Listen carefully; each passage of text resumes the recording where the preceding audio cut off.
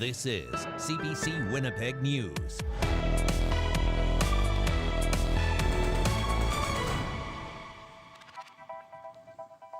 Good evening. Thanks for joining us. The Manitoba Progressive Conservatives have suspended a party board member for making Facebook comments. The post was made about the killing of a Minneapolis woman by U.S. Immigration and Customs Enforcement. The PCs say Patrick Allard's comments were contrary to party values. But as CBC's Bartlett Kivas reports, Allard says the party is shooting itself in the foot.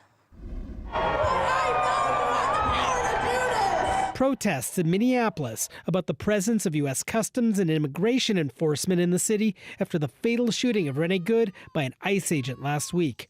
Premier Wab Kinew says he called Minnesota Governor Tim Walz to offer assistance. We want to be good neighbors here in the north, and of course we just want to see what's happening down there stop. There's so much confusion and so much violence. We just want to see things for our southern neighbors get back to normal. Not all Manitobans had the same reaction to the shooting death of Rene Good. Over the weekend, Progressive Conservative Party board member Patrick Allard took to Facebook to state, "Do we have ICE in Manitoba? If so, are they hiring? Asking for a friend." Patrick Allard says this was a tongue-in-cheek comment. The Manitoba PCs don't feel the same way. This morning, the party held an emergency meeting, suspended Allard, and barred him from running in the next election in the Winnipeg constituency of St. John's. Leader Abi Khan said he wants the PCs to be a big tent party, but called Allard's comments offensive and inappropriate. It's clear now with his latest comments that he's not part of that big tent, that his comments do not reflect me as the leader, so I've taken stern and decisive action as fast as possible. Allard says he doesn't believe the PCs ever would have let him get the nomination for St. John's. He says the party is just progressive, not conservative, and is turning its back on its conservative base. They've shot themselves in the foot. They've told their conservative base, we don't want you making this move. Allard said he plans to run in the next election regardless, as an independent or as a member of another party. Khan, meanwhile, said the PC board has to meet to decide whether to kick Allard out of the party altogether. Bartlett Kivas, CBC News, Winnipeg. Popular store Uniqlo is coming to Manitoba. The popular Japanese clothing store confirms it's opening 2 stores in Winnipeg. The first will be at CF Polo Park and is expected to open this spring. The second will be at St. Vital Centre shortly after. Construction permits were issued to the company in early December and again last week. Uniqlo is known for its wide array of affordable basics from pants to parkas. It's already opened stores in BC, Alberta, Ontario, and Quebec. A firm date on when the stores will open has yet to be determined. More help has arrived in Pimicikamak Cree Nation as the community continues to deal with the fallout from that days-long power outage. Armed Forces boots are now on the ground, and many are hoping this can help move those fixes along. The First Nation has been dealing with burst pipes and sewage backups, and now people are also starting to get sick. CBC's Gavin Axelrod has been following this story. And Gavin, this is the help the chief has been calling for days. Yes, Brittany, the first 7 members of the military are in the First Nation. Now, these are construction, engineering, plumbing, and heating and electrical systems experts.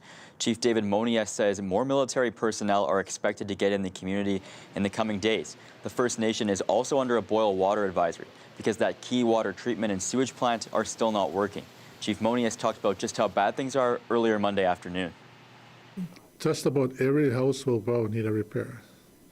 In one form or another. They may be from minor repairs to major repairs. We have some houses that are damaged floors. We have a house that's cracked right down the middle. From there to there, it's like there was an earthquake. That's how it cracked because there was so much water in there. So Gavin, how are the evacuees doing? Well, more than 4,000 people have been forced out of the community. And many people will also remember that the First Nation was evacuated twice this past summer.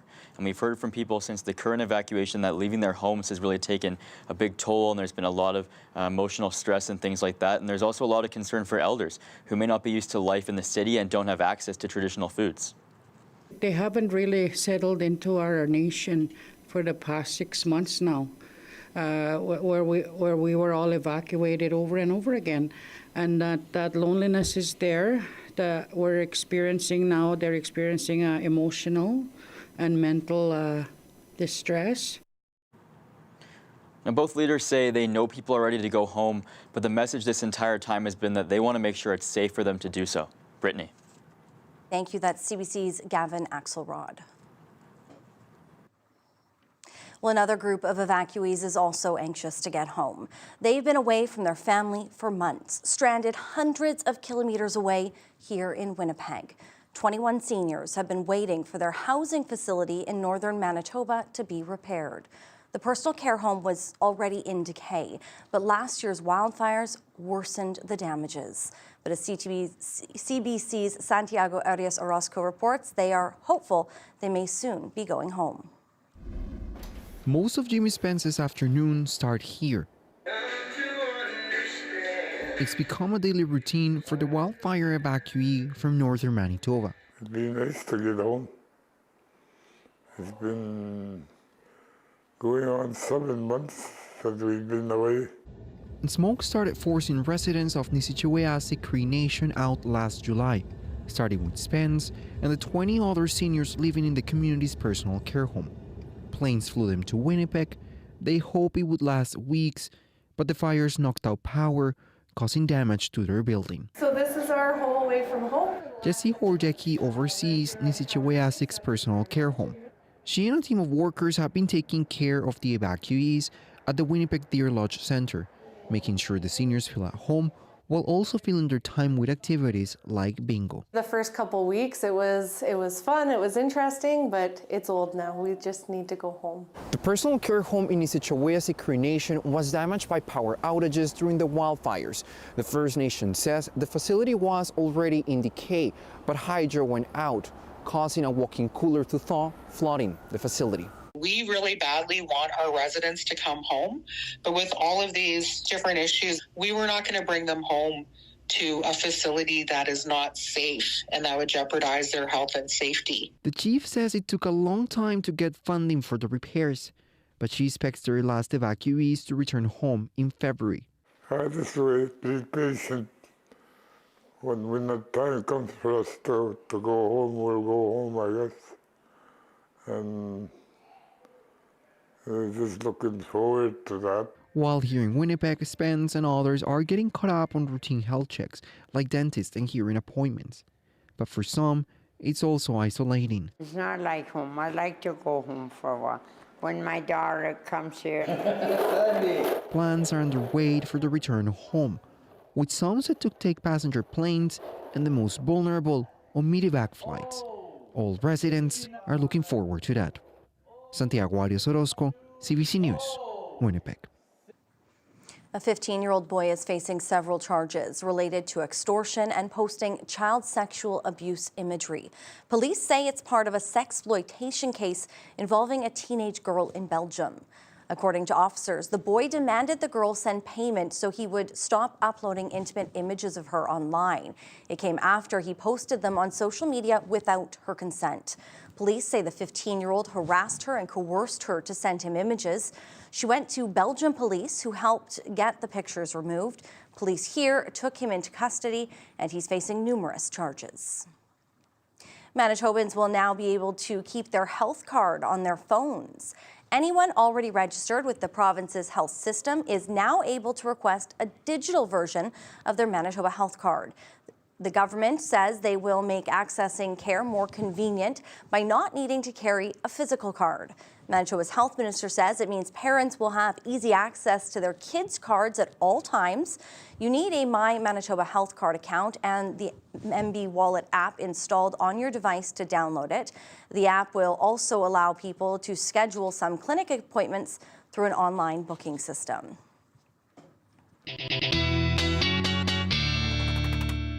Well, it has been an unusually warm start to January in the southern parts of the province. Meteorologist Colette Kennedy joins us now. So, Colette, how long can we expect these mild temperatures? Thanks, Brittany. Oh, that wonderful January thaw. I mean, we know it's got to come to an end sometime, but we're not dealing with that yet.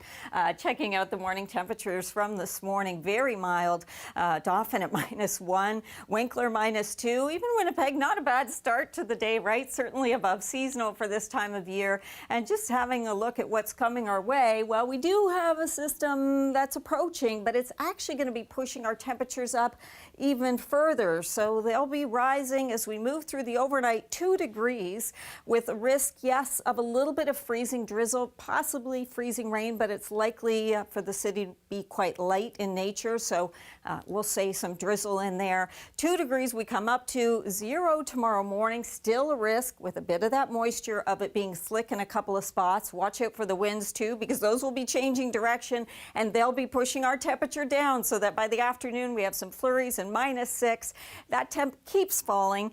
When I come back, I'll give you the overview of where we're headed. Why this intersection in St. James has some people concerned about safety. That's next.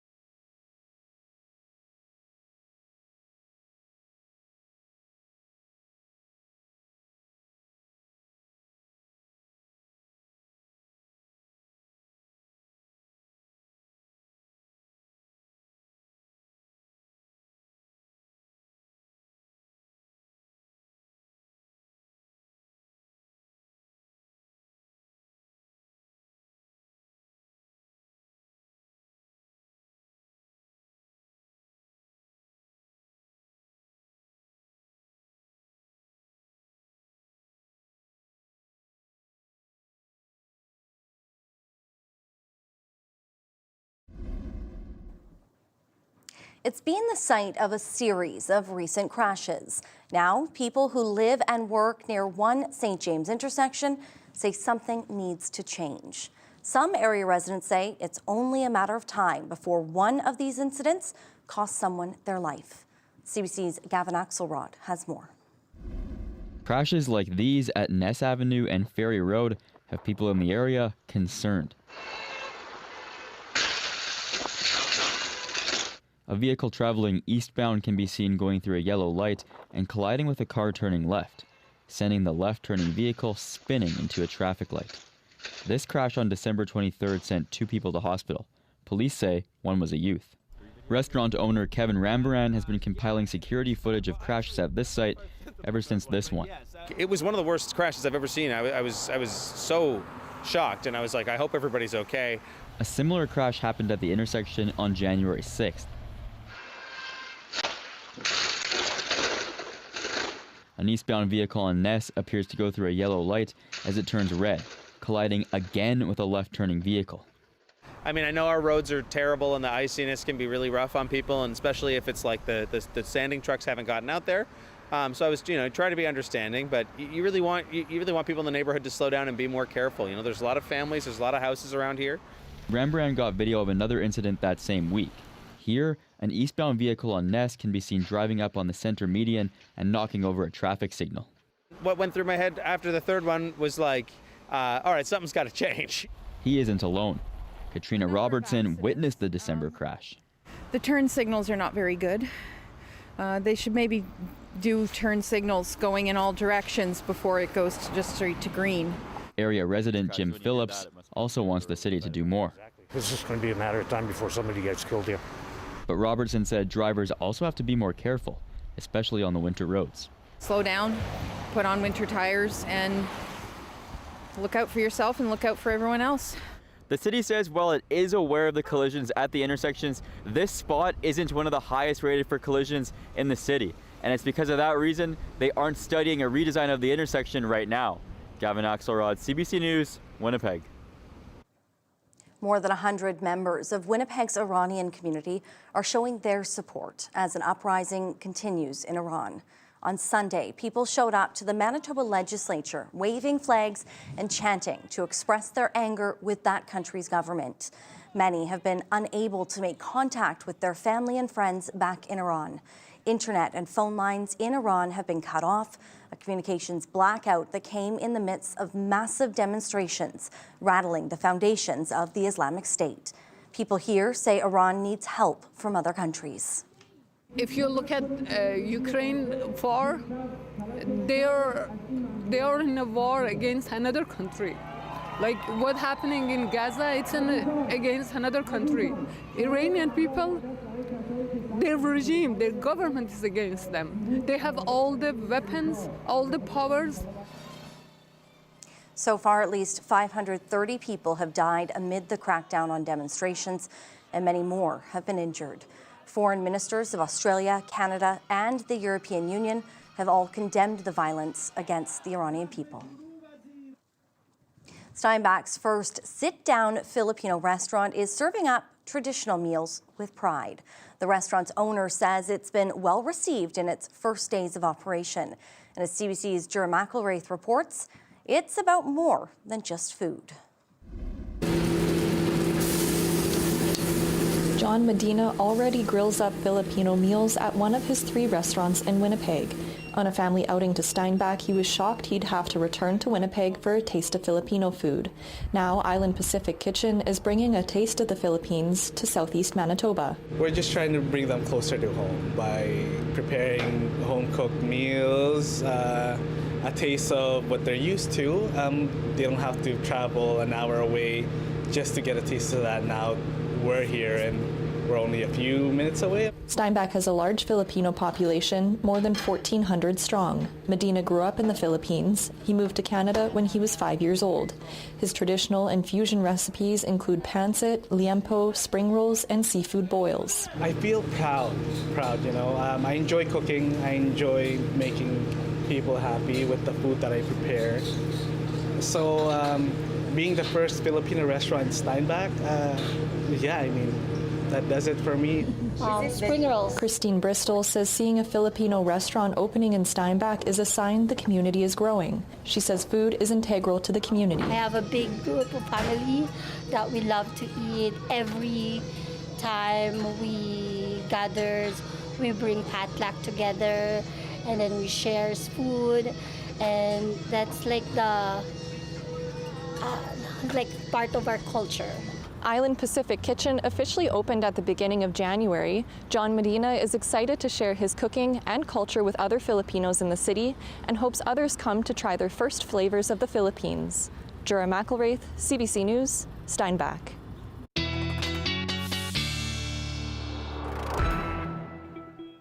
All right, in some parts of the southern part of the province, it really feels more like spring. We've had slush, we've had freezing rain, potentially above zero temperatures. Meteorologist Colette Kennedy is in now with a closer look at the forecast and what to expect as we start the week.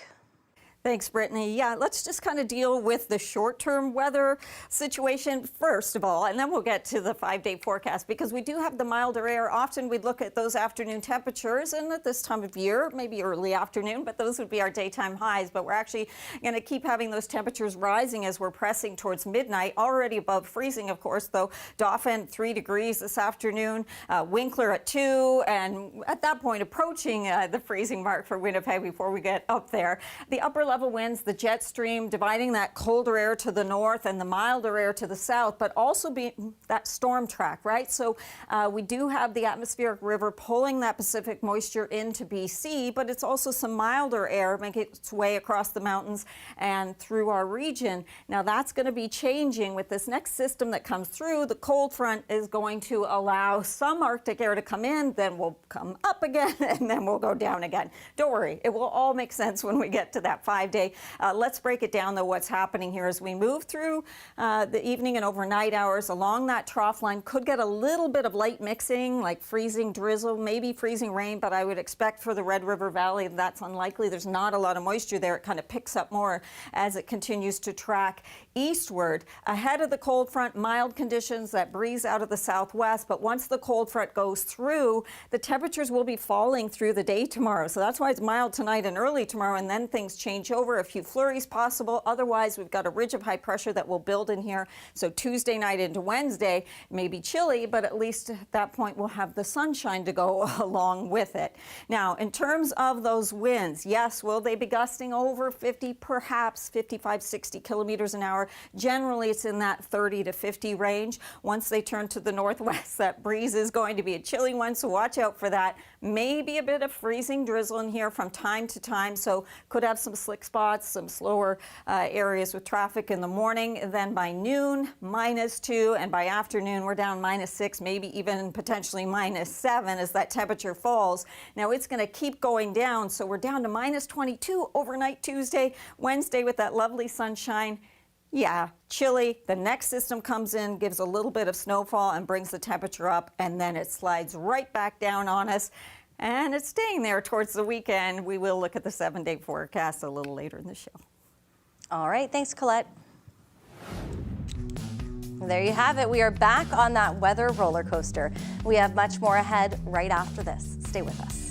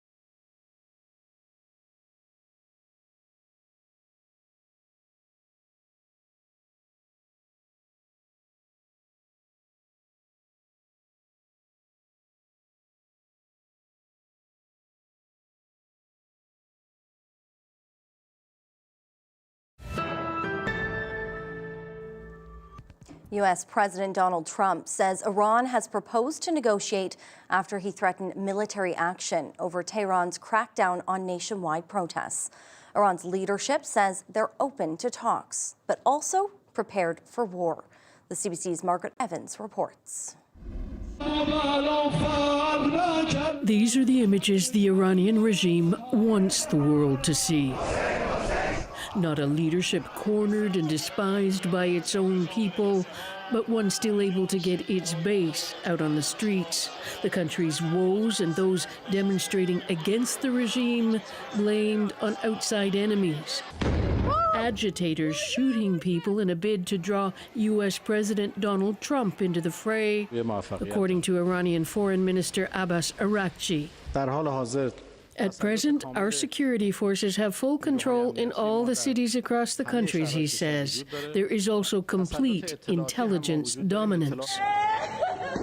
And with its internet blackout, these are the images the regime is doing everything it can to stop the world from seeing. A makeshift morgue in Tehran, people searching for missing demonstrators and finding them. Rights groups believe at least 500 people have been killed by security forces. There seem to be dozens of bodies piled on the hallway. Irina Muradi is with the Kurdish NGO that verified the morgue videos. Her fear also for the living, the detained, including, she says, 26-year-old Irfan Soltani. Apparently linked to the protest and demonstration, and now he received a death penalty, and the family was informed that they will execute him on Wednesday, in 2 days. The demonstrations against the regime are now entering their third week, an illustration, say analysts, of the Islamic Republic's vulnerability. But the regime and its security forces still wield the greatest of weapons, fear, and they're using it to full effect. Margaret Evans, CBC News, London. Politicians and policy experts are expressing outrage over the U.S. Justice Department's criminal investigation into Federal Reserve Chair Jerome Powell.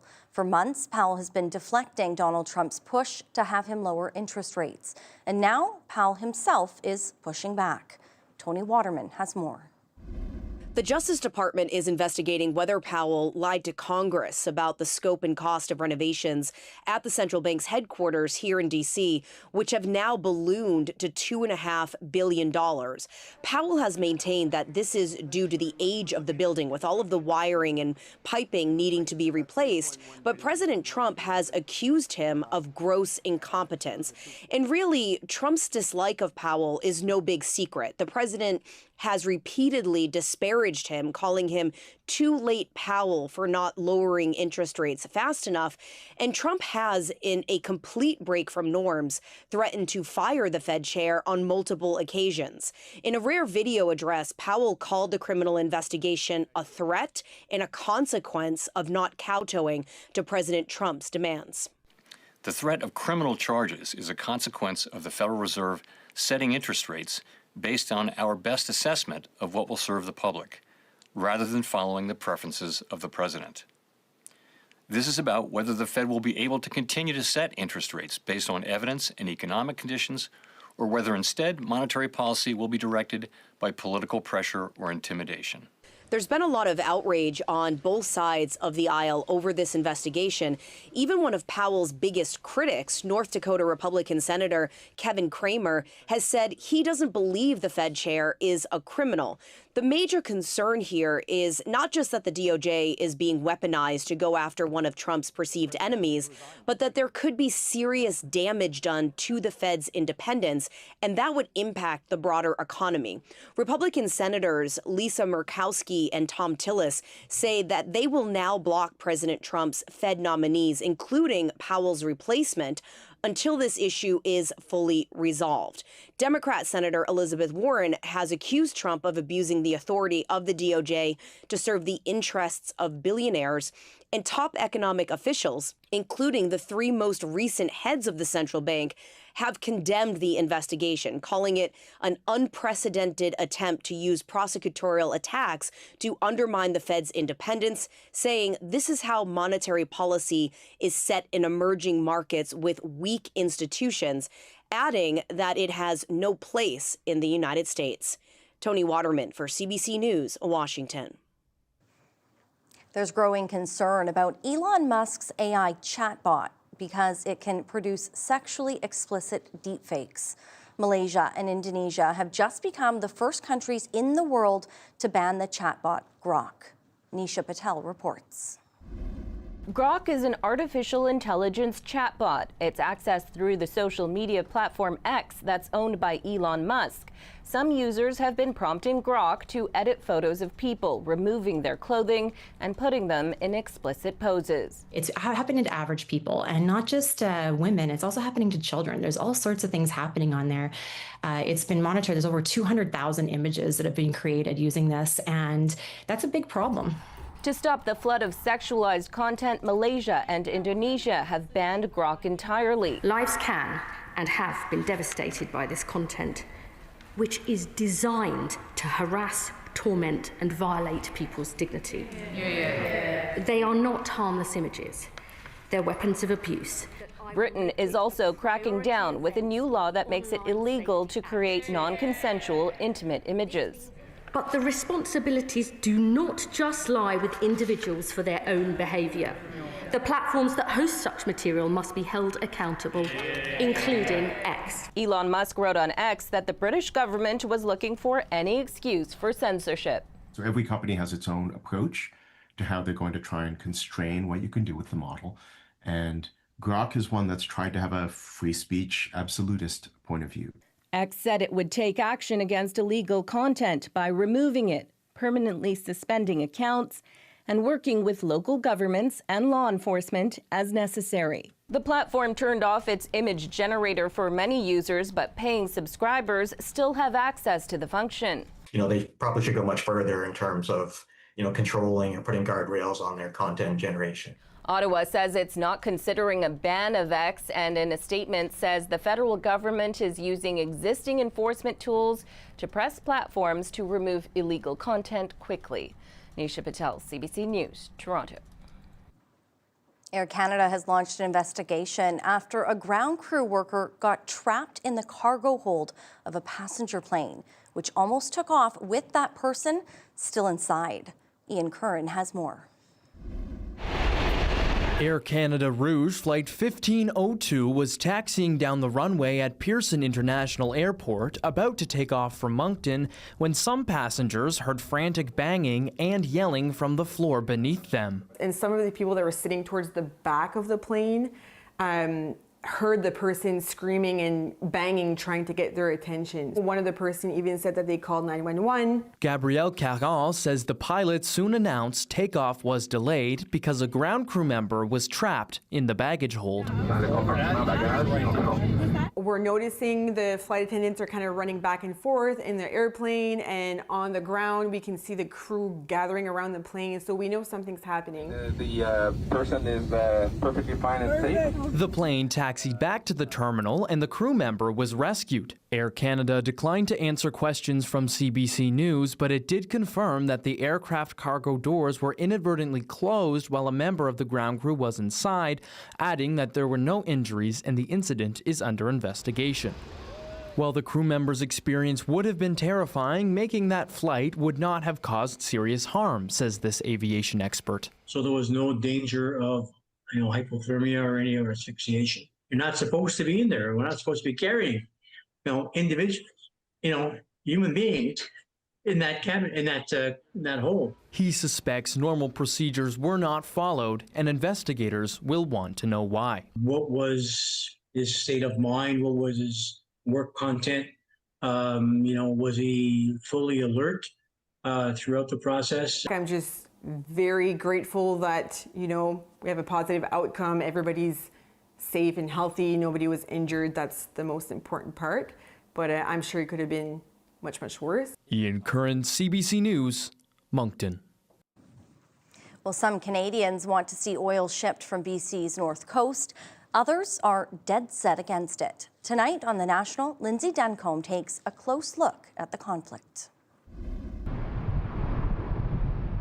Getting rid of the tanker ban on British Columbia's north coast, a catastrophic danger? There is no chance on God's green earth that there's ever going to be an oil tanker up the BC north coast. Or the country's best chance at economic survival.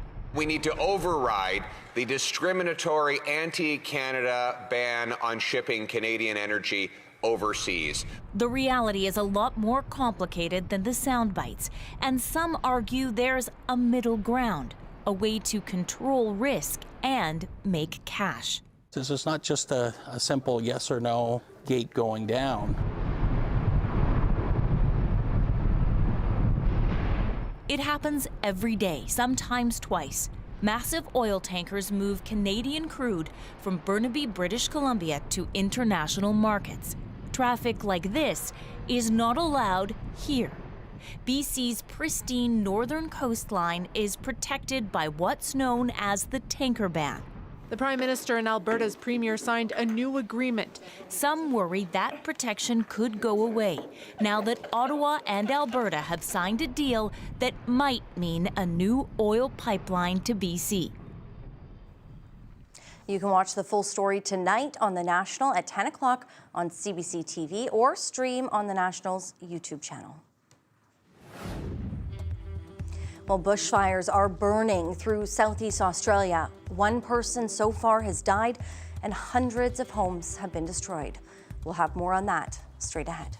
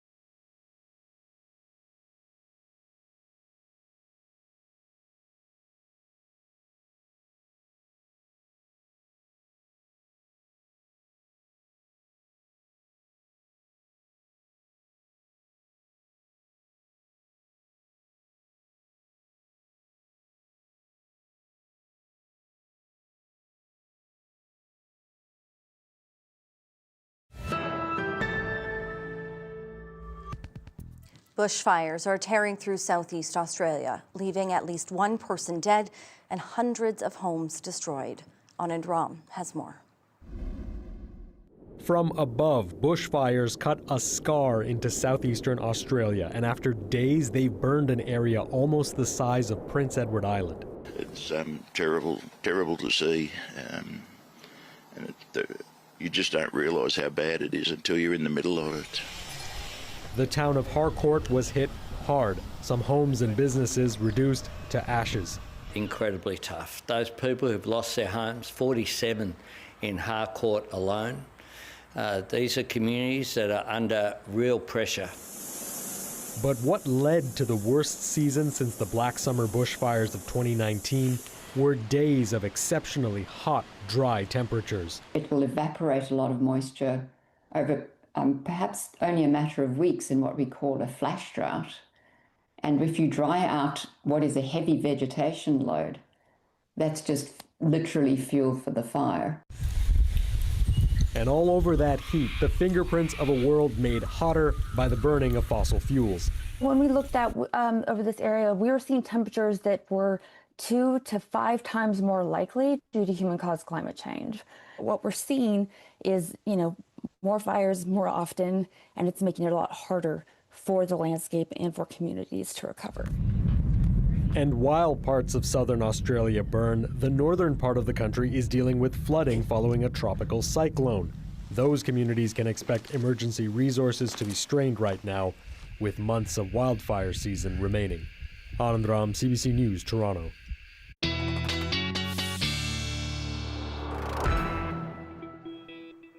All right, Colette Kennedy is back in with us once again, and we had some rain here in the south over the weekend, so can we expect more January showers? Yeah, thanks, Brittany. Big picture, yes, mild conditions. It'll be a mild night start to the day tomorrow. Do we have the risk of some freezing drizzle or a little bit of light mixing? We do, and maybe even some light snow a little bit further north, but towards Thompson, even there, we're looking at maybe 2 to 5 centimeters with this particular system that's coming through. It doesn't have a ton of moisture with it. What we'll have will be some breezy conditions, the wind's picking up. It's that southerly flow, though, out ahead. That's why it's mild, and we're talking about even in some cases showers, not even that freezing drizzle. Behind this, though, high pressure is going to start to pull that Arctic air in. It'll come in. Another system will pop the temperatures back up. But then they'll go down again. So I know it's kind of a cliche to say roller coaster ride, but really this week we are riding it, buckle up, because of the up and down with those temperatures. Now, the other thing that happens through here is that we get that nice clearing into Wednesday. So although those readings will be cold, we get to enjoy the sun with them, which always feels a little bit better. And the winds will be lighter by then because they are breezy as we head through the day on Tuesday. There are those snowfall amounts like Thompson. It's likely less than that 5 centimeters. I think we could get a little bit of precipitation, but maybe not even registering there through the Red River Valley and kind of in between right through the Inner Lakes region. So your forecast for tonight, those temperatures very mild there. Now into northern parts of Manitoba, putting things in perspective, a normal low for Tuduli Lake, for example, is around -32. So a little milder, maybe not a lot milder, but perhaps taking anything we can get at this time of year. And through tomorrow, there it is, that light precipitation. Not everyone is going to feel it or experience this, but be prepared because where it can be freezing on the roadways, that's where we could get into a few spots here and there that could take you off guard with a little bit of slickness there. Oh, Lola, yes, let's introduce you to her from Karen. And you know what Lola loves? Can you guess? Apparently sticking her head in the snow is one of her favorite things to do. Just an absolute cutie. Boop on the snoot there and look at what's going on with your forecast through the day tomorrow. And as we move into the afternoon, although the temperature falls, I give it a green light there because yes, it'll be chilly, but we would be dealing with some wet flurries and less likely to have any kind of freezing. All right, thanks, Colette. Well, the Golden Globe Awards were handed out in Los Angeles Sunday night, honoring the best in film and television over the past 12 months. So, who won in a show setting up the race to the Academy Awards? The CBC's Griffin Yeager has the highlights. And the Golden Globe goes to. And the Golden Globe goes to. The Golden Globe goes to. If you missed the Golden Globes, here's a recap. Nikki Glaser hosted for the second year in a row, kicking off award season. She didn't hold back referencing current affairs. And the Golden Globe for Best Editing goes to the Justice Department. But overall, the show was very safe. There weren't really any political statements in speeches, but some celebs like Mark Ruffalo, Wanda Sykes, Jean Smart, and Ariana Grande wore anti-ice pins that read "Be Good" and "Ice Out." It's a tribute to Renee Good, who was shot and killed in her car by an ICE officer in Minneapolis. In film, one battle after another won big. It took home 4, including Best Director, Best Screenplay, Best Picture Musical or Comedy, and Best Supporting Actress for Tiana Taylor, a first-time nominee who gave this emotional speech. To my brown sisters and little brown girls watching tonight, our softness is not a liability. Our depth is not too much. Our light does not need permission to shine. We belong in every room we walk into. Our voices matter. Timothée Chalamet won his first Globe for Marty Supreme, and Hamnet got the other big prize of the night for Best Picture Drama. K-pop Demon Hunters from Canadian Maggie King also took home some gold, Best Animated and Best Song for Golden. Here's EJ, one of the singers, accepting the award. It's a dream come true to be part of a song that is helping other girls, other boys, and everyone from all ages to get through their hardship and to accept themselves. On TV, White Lotus went in as a frontrunner, but left empty-handed. Adolescence won 4. Stephen Graham got Best Actor in a Limited Series, and 16-year-old Owen Cooper won for Best Supporting Actor, the youngest actor to ever win the award. And of course, the Canadians. R. Scott Gemmell won for The Pit. He's the creator of the show. And Seth Rogen won Best Actor in a Comedy for The Studio. Here's Rogen on stage. Thought the only way I would get to hold one is to create a whole show to give myself a fake one. I'm launching a new podcast. The Globes also gave out a podcasting award for the first time, which went to Amy Poehler's Good Hang. And that wraps up this year's Globes. Griffin Yeager, CBC News, Toronto. They're a self-proclaimed group of freaks and geeks, and they share a love of sword fighting, but not just any kind. This is a traditional fighting system from the Middle Ages. The filmmaking students in Sisler's Create program take a dive into the world of HEMA.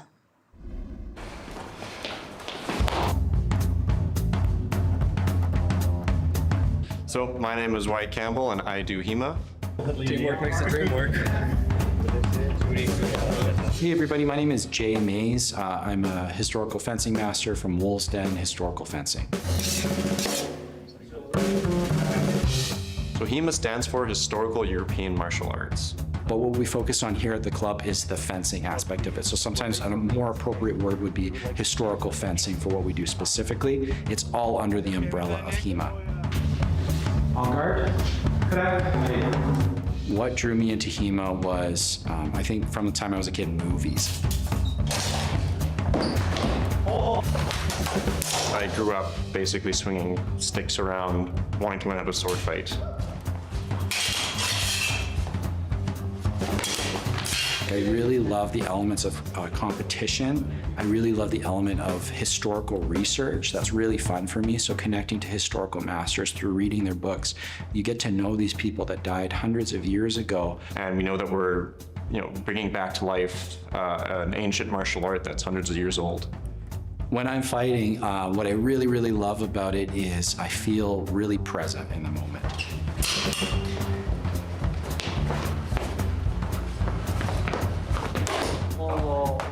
There's a bit of stress involved as well, so you have to make sure you're breathing right. A lot of adrenaline and excitement, for sure. So the hardest thing about learning to fight in HEMA is just how actually complex it is. The HEMA community in Winnipeg is a very good group of people. We all have this common interest. We're all a bunch of nerds and geeks who love swords. What I want the world to know about HEMA is just that it exists. I like the diversity of it. Nerdy people like me get together and play with swords. Oh shoot, I think I'm up. I wish I'd started this 30 years ago when I was the same age as these guys. So kind of what we're seeing is more and more interactions between the clubs. Versus Doug. I think it's just like become a part of who I am. Like I don't even know that I can separate myself from HEMA anymore. And just ever since I discovered it, I knew that that was my passion and that was going to be one of the things that I followed. And so I just kept on pursuing it. So I think I do it because I'm meant to.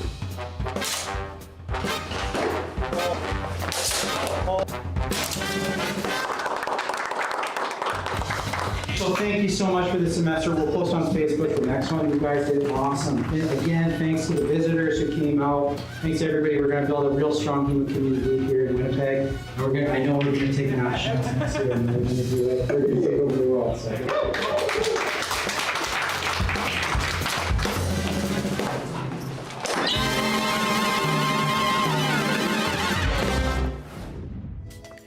All right, here in Manitoba, we know a thing or two about hockey and outdoor rinks, but a backyard hockey rink on a Quebec lake is getting some major attention. Why a homemade gift from neighbors is making waves.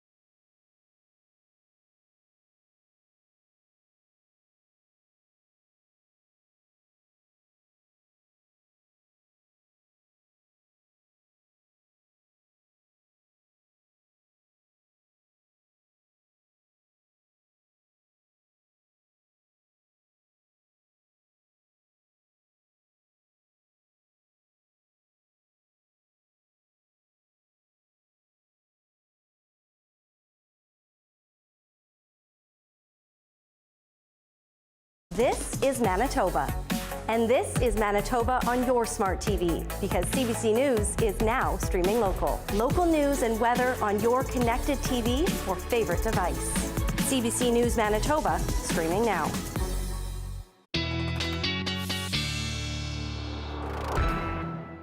Welcome back. Time to take a look at what's happening with those temperatures, among other things, as we push through the week. We could get, this is going to be much lighter than this icon makes it look like, but a little bit of mixed precipitation. That temperature falling after going up tonight, falling -6 tomorrow afternoon, then -22, but some lovely sunshine in there with the cooler temperatures on Wednesday.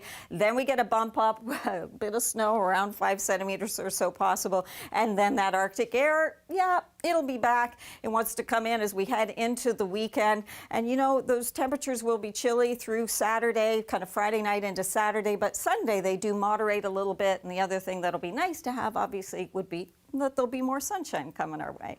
Brittany? Thanks, Colette. Well, many gifts were exchanged over the holidays, but likely none this unique or this Canadian ever. A Quebec man built a fully functioning Zamboni by hand for his community rink in Mayo, Quebec. He surprised his neighbor with it, who's been making the rink for over a decade. His impressive gift is our Daily Lift.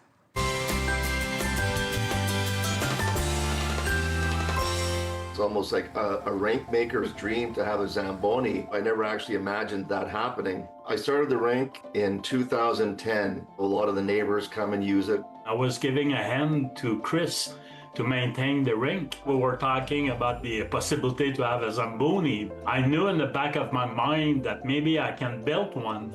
Many nights I was going to bed, I said, okay, how should I start that project? I was fortunate enough to have like a second lawnmower that I can spare. That was the base. He shocked me by, he didn't even tell me he was doing it. I definitely never asked him or said, hey, we should try to build a Zamboni. Every kid's dream, you know, to have the rink being flooded between periods. I played games of hockey with my friends. It was super smooth.